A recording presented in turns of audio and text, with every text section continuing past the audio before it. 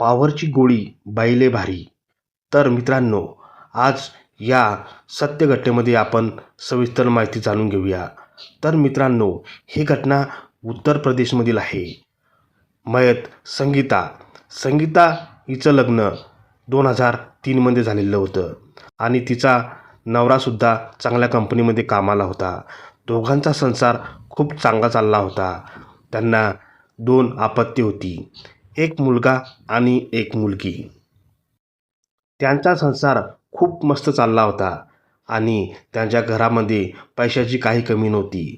पण एक गोष्ट नक्कीच, की नवऱ्याकडून सुख मिळत नसेल तर बाई राजाला सुद्धा सोडून जाते. ही गोष्ट नक्की खरी. हे असंच या घटनेमध्ये घडलं होतं. तर मयत संगीता ही नेहमी आपल्या मुलाला घेऊन घरी राहायची आणि शेजारी ती घरभांडे करायला जायची. पण तिने कधीही परपुरुषाकडे वाकड्या नजरेने कधी पाहिलं नव्हतं. यांचा संसार चांगला चालला होता. पण नंतर निलेश नावाचा त्यांच्या संसारामध्ये आड आला आणि तेव्हापासून ही घटना घडायला लागली. संगीताचा नवरा तिला नेहमी सुखी ठेवायचा आणि त्याच्यापासून त्याला काहीच त्रास नव्हता. तरीही तिने निलेशसोबत एक आगळावेगळा खेळ खेळला. तिच्या लग्नाला आता 6 वर्षे पूर्ण झाली होती. त्यानंतर तिने आता एक वेगळंच वळण धरलं होतं.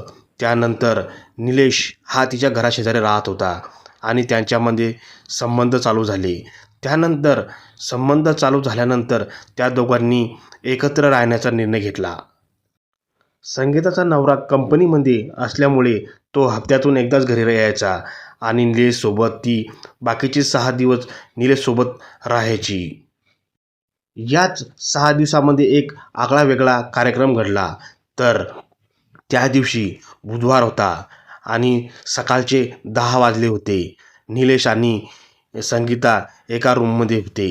निलेशने स्वतः एक पॉवरची गोळी घेऊन आला होता. त्यानंतर ती पॉवरची गोळी त्याने घेतली आणि त्याने तिच्यासोबत संबंध ठेवले. पॉवरच्या गोळीमुळे तिला मजा यायला लागली होती. पण नंतर असंच घडलं की ती पॉवरची गोळी घेऊनच त्यासोबत संबंध ठेवायची. आता तिला फक्त पॉवरच्या गोळीची लत लागली होती. आता 6 दिवसानंतर 7व्या दिवशी संगीताचा नवरा घरी आला आणि 7व्या दिवशी संगीताचा नवरा घरी आल्यानंतर संध्याकाळ झाली. तेव्हा सगळेजण जेवण खाऊन करून झोपले होते. त्यानंतर संगीताने तिच्या नवऱ्याला ही गोळी खायला सांगितली. त्यानंतर असं घडलं की संगीताच्या नवऱ्याने तिला विचारलं, "अगं संगीता, तू मला नेहमी अशा पद्धतीने गोळी देत नव्हती. मी तुला नेहमी साध्या पद्धतीने मी तुझ्यावर प्रेम करायचो. तू असं का करतेस?" त्यानंतर तिच्या नवऱ्याचा तिच्यावर संशय यायला लागला. आता त्याच्या डोक्यात तळमस्तकाची आग झाली होती. "हे काय करत आहे संगीता तू? असं आपण आधी केलंच नाही. हे तू काय करत आहे?" असा संगीताचा नवरा तिला विचारायचा. आता असे काहीसे दिवस होऊन गेले. त्यानंतर त्याने ठरवलं की ही मला गोळी का मागते. त्यानंतर त्यांनी 6व्याच दिवशी तो घरी आला आणि त्याने बघितलं.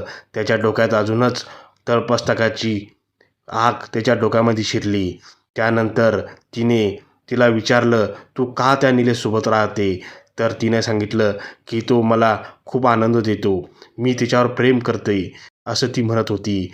त्यानंतर त्या दोघांमध्ये वाद झाला आणि वादावादातच संगीताच्या नवऱ्याने तिला संपवून टाकले. आता संगीता स्वर्गात गेली होती आणि तिचा नवरा जेलमध्ये. म्हणून म्हणतात ना, पॉवरची लत लय भारी.